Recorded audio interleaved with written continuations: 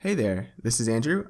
I hope you're doing well. Today we're going to be continuing our chess series on enabling our pieces to snap to the cell positions of the board. We're also going to be laying the groundwork for being able to take other pieces on the board. And in this video, we're going to be making changes to both the cell script as well as our base piece script. And we're first going to be taking a look at the cell script. So let's go ahead and let's get started.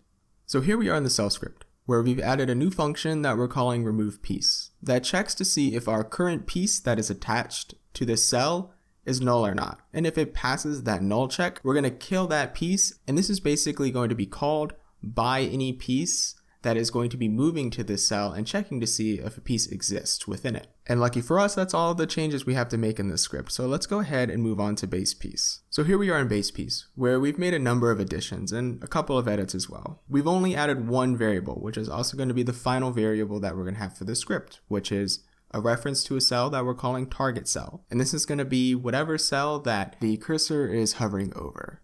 And moving on down, we're going to be taking a look at these two new functions that we added. First, we're going to be taking a look at the reset function, which all this does is make a call to the function kill right below it and calls the place function passing in the original cell. So this is going to be called once the game has ended, and it's going to reset all the pieces on the board. And moving on down to the kill function, this is where we're going to be accessing the cell that the piece is currently on. And we're going to be setting that cell's reference to this piece to null. And this enables us to be able to use this cell again in the future. So when a new piece comes along and checks the cell to ask, hey, are you available? The cell can say, yes, I am. And the piece can then take its place. But once a reference to that piece has been cleared, we're going to set the game object of this piece to false. So we're basically clearing it out of the data within the board as well as disabling it within the scene. And that about does it for the kill function. Now we can move down into another new function that we've added into the movement region that we've just simply called move. And within the move function, the first thing we're going to be doing is getting that target cell that our piece currently sits on, and we're going to be calling that remove piece function that we just created, which does clean up the cell that this piece is moving towards. However, we do have to clean up all of the information of the cell that the piece currently sits on. So we're going to be checking the current cell, and we're going to be clearing the current piece. And then we're going to be setting our new current cell to that piece that we are going to, and setting its current piece to this piece. So we've basically just done an elaborate system of musical chairs, except you probably kicked the chair out of the person next to you and then you took it from them.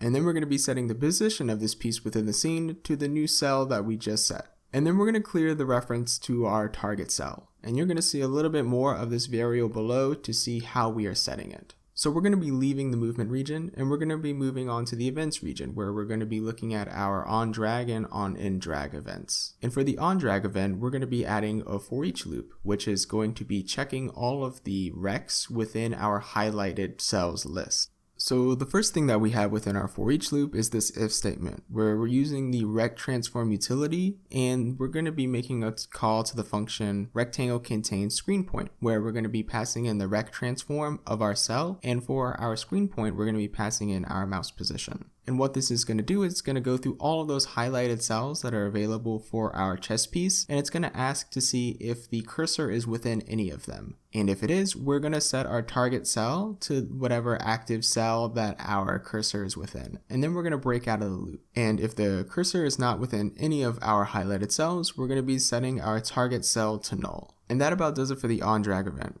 Let's go ahead and move down to the OnInDrag event, where we've added a few checks for our target cell. And we've added this if statement here that says if we don't have a target cell, let's set our position back to our current cell. And what this does is when you're moving that piece around the board, and if you don't have a highlighted cell that has been set as the target cell, we're going to reset the position of the piece that's currently being interacted with. But if we manage to pass this check, we're going to be making a call to the function move that we wrote earlier. And now if you go back into Unity and hit your play button, you should be able to move your pieces around the board and snap them to available highlighted cells of the piece that you're interacting with. And you should also be able to remove other pieces from the board.